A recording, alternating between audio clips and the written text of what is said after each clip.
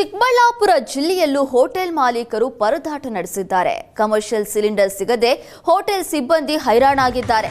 Cylinder ಸಿಗದಕ್ಕೆ ಸೌದೆ ಒಲೆಗಳನ್ನೇ ಬಳಸಿ ಅಡುಗೆ ತಯಾರಿ ಮಾಡುತ್ತಿದ್ದಾರೆ. ಗ್ರಾಹಕರನ್ನ ಹಿಡಿದಿಟ್ಟುಕೊಳ್ಳೋದಕ್ಕೆ ಹೋಟೆಲ್ ಮಾಲೀಕರು ಶತಪ್ರಯತ್ನ ಮಾಡುತ್ತಿದ್ದಾರೆ. ಜಿಲ್ಲೆಯ ಹಲವು ಮಿಲಿಟರಿ ಹೋಟೆಲ್ಗಳಲ್ಲಿ ಸಿಲಿಂಡರ್ ಸಿಗದೆ ಸಂಕಷ್ಟಕ್ಕೀಡಾಗಿದ್ದಾರೆ. ಸೌದೆ ಒಲೆಗಳಿಂದಲೇ ನಾನ್ ವೆಜ್ ಊಟ ತಯಾರಿ ಮಾಡುತ್ತಿದ್ದಾರೆ ಸಿಬ್ಬಂದಿ.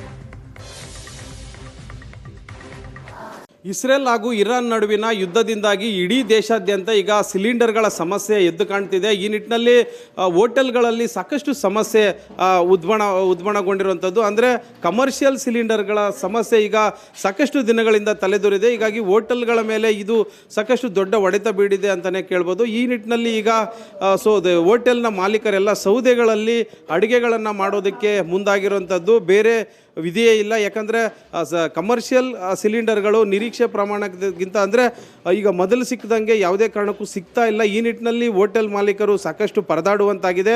ಆ ಗ್ರಾಹಕರು ಅಂದರೆ ಹೋಟೆಲ್ಗೆ ಬರುವಂಥ ಗ್ರಾಹಕರಿಗೆ ಉಣಬಡಿಸುವಂಥ ಒಂದು ನಿಟ್ಟಿನಲ್ಲಿ ಅವರು ಅಡುಗೆಗಳನ್ನು ಸಿದ್ಧಪಡಿಸಲೇಬೇಕು. ಆ ಗ್ರಾಹಕರನ್ನು ಬೇರೆ ಕಡೆ ಹೋಗೋದಕ್ಕೆ ಬಿಡೋದಕ್ಕೆ ಆಗೋಲ್ಲ. ಹೀಗಾಗಿ ಈ ರೀತಿಯಾದಂಥ ಒಂದು ಪ್ರಯತ್ನಕ್ಕೆ ಈಗ ಮುಂದಾಗಿರುವಂಥದ್ದು. ವಿಶೇಷವಾಗಿ ಇವತ್ತು ಭಾನುವಾರ ಆಗಿರೋದ್ರಿಂದ ಅಂದರೆ ಈ ನಾನ್ ವೆಜ್ ಹೋಟೆಲ್ಗಳಲ್ಲಿ ಜನ ಹೆಚ್ಚಾಗಿ ಬರ್ತಿದ್ದಾರೆ. ಸೊ ಈ ನಿಟ್ಟಿನಲ್ಲಿ ನಾನ್ ವೆಜ್ ಹೋಟೆಲ್ಗಳಿಗೆ ಈಗ ಈ ರೀತಿಯಾದಂಥ ಒಂದು ಸಿದ್ಧತೆಯನ್ನು ಮಾಡ್ತಾರೆ ಅಂತಂದು ವಿವಿಧ ಉಪಹಾರಗಳಂದರೆ ಚಿಕನ್ ಆಗಿರ್ಬೋದು, ಮಟನ್ ಆಗಿರ್ಬೋದು, ಬೋಟಿ, ಕಾಲು ಸೂಪು, ಹೀಗೆ ವಿವಿಧ ರೀತಿಯಲ್ಲಿ ಮಾಡ್ತಾಯಿದ್ದಾರೆ. ಮತ್ತೊಂದು ಕಡೆ ನೋಡ್ತಾ ಇರ್ಬೋದು ಅಂದರೆ ಎಲ್ಲ ಸೌದೆಗಳನ್ನು ಇಲ್ಲಿ ಬಿಸಿ ಬಿಸಿಯಾದಂಥ ಮುದ್ದೆಗಳನ್ನು ಕೂಡ ಇಲ್ಲೇ ಮಾಡುವಂಥ ಕೆಲಸಕ್ಕೆ ಇಲ್ಲಿ ನಿರತರಾಗಿರೋಂಥದ್ದು. ಸೊ ಒಟ್ಟಾರೆ ಇಡೀ ದೇಶಾದ್ಯಂತ ಸಿಲಿಂಡರ್ಗಳ ಸಮಸ್ಯೆ ಹೆಚ್ಚಾಗಿ ಕಾಣ್ತಿದ್ರೆ ಈಗ ಚಿಕ್ಕಬಳ್ಳಾಪುರದಲ್ಲೂ ಕೂಡ ಈ ಒಂದು ಸಿಲಿಂಡರ್ ಸಮಸ್ಯೆಯಿಂದ ಹೋಟೆಲ್ ಮಾಲೀಕರು ಹೈರಾಣಾಗಿದ್ದಾರೆ. ಸೊ ಈ ನಿಟ್ಟಿನಲ್ಲಿ ಅವರೆಲ್ಲರೂ ಕೂಡ ಈಗ ಸೌದೆಗಳ ಮೂಲಕ ಈಗ ಅಡುಗೆಗಳನ್ನು ಮಾಡುವಂಥ ಪರಿಸ್ಥಿತಿ ಈಗ ತಲೆದೂರಿದೆ. ಬೇರೆ ನೋ ಆಪ್ಷನ್ ಅನ್ನೋ ನಿಟ್ಟಿನಲ್ಲಿ ಈಗ ಹೋಟೆಲ್ ಮಾಲೀಕರನ್ನ ಮಾತಾಡಿಸುವಂಥ ಪ್ರಯತ್ನ ಮಾಡೋಣ. ಚಿಕ್ಕಬಳ್ಳಾಪುರದ ಚಂದ್ರು ಹೋಟೆಲ್ನಲ್ಲಿ ನಾವೀಗ ಇರೋವಂಥದ್ದು. ಅವ್ರನ್ನ ಮಾತಾಡಿಸುವಂಥ ಪ್ರಯತ್ನ ಮಾಡೋಣ, ಏನು ಹೇಳ್ತಾರೆ ಅಂತ. ಸರ್, ಈಗ ಸಿಲಿಂಡರ್ ಸಮಸ್ಯೆಗಳು ತಲೆದೂರಿದೆ.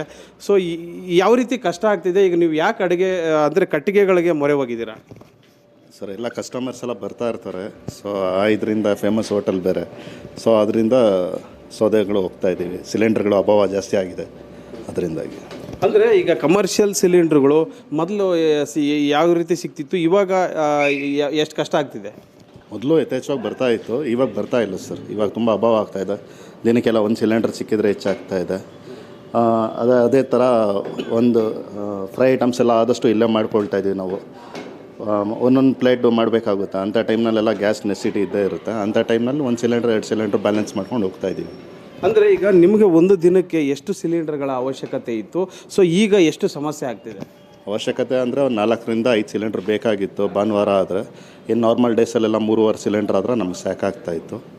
ಸೊ ಇವಾಗ ಸದ್ಯಕ್ಕೆ ಯಾವುದೂ ಸಿಗ್ತಾ ಇಲ್ಲ. ಸೊ ಇರೋದ್ರಲ್ಲೂ ಒಲೆ ಎಲ್ಲ ಹಾಕ್ಕೊಂಡು ಅದೇ ಹಳೆ ಪದ್ಧತಿನ ನಡೆಸ್ಕೊಂಡು ಹೋಗ್ತಾ ಇದ್ದೀವಿ. ಮತ್ತು ಇದಿಷ್ಟು ಹೋಟೆಲ್ ಮಾಲೀಕರು ಹೇಳ್ತಾರಂಥದ್ದು. ಅಂದರೆ ಸೊ ಸಿಲಿಂಡರ್ಗಳ ಸಮಸ್ಯೆಯಿಂದ ಮೊದಲು ಏನು ಮೆನು ಕೊಡ್ತಿದ್ವಿ, ಕೆಲವೊಂದು ಐಟಮ್ಗಳನ್ನ ಮಾಡೋಕ್ಕಾಗ್ತಾ ಇಲ್ಲ. ಹಾಗಾಗಿ ಕೆಲವೊಂದು ಮುದ್ದೆ, ಅನ್ನ ಜೊತೆಗೆ ಚಿಕನ್ನು, ಮಟನ್ನು, ಈ ರೀತಿಯಾದಂಥ ಒಂದು ಸಾಂಬಾರು ಪದಾರ್ಥಗಳನ್ನ ಮಾತ್ರ ಫ್ರೈ ಮಾತ್ರ ಕೊಡೋಕ್ಕಾಗ್ತಿದೆ. ಮೊದಲು ಕೊಡುವಂಗೆ ಯಾವುದೇ ಖಾದ್ಯಗಳನ್ನು ಕೊಡೋದಕ್ಕೆ ಆಗ್ತಾ ಇಲ್ಲ ಅನ್ನೋದು ಹೇಳ್ತಾರಂತಿದ್ದು. ಇದು ಸಿಲಿಂಡರ್ಗಳ ಸಮಸ್ಯೆಯಿಂದ ಚಿಕ್ಕಬಳ್ಳಾಪುರದಲ್ಲಿ ಹೋಟೆಲ್ಗಳ ಮೇಲೆ ಸಾಕಷ್ಟು ಪರಿಣಾಮ ಬೀರಿದೆ ಅಂತಲೇ ಹೇಳ್ಬೋದು. ಚಿಕ್ಕಬಳ್ಳಾಪುರದಿಂದ ಕ್ಯಾಮರಾಮನ್ ಅಮರೇಶ್ ಜೊತೆ ರವಿಕುಮಾರ್, HNN ಸುವರ್ಣ ನ್ಯೂಸ್.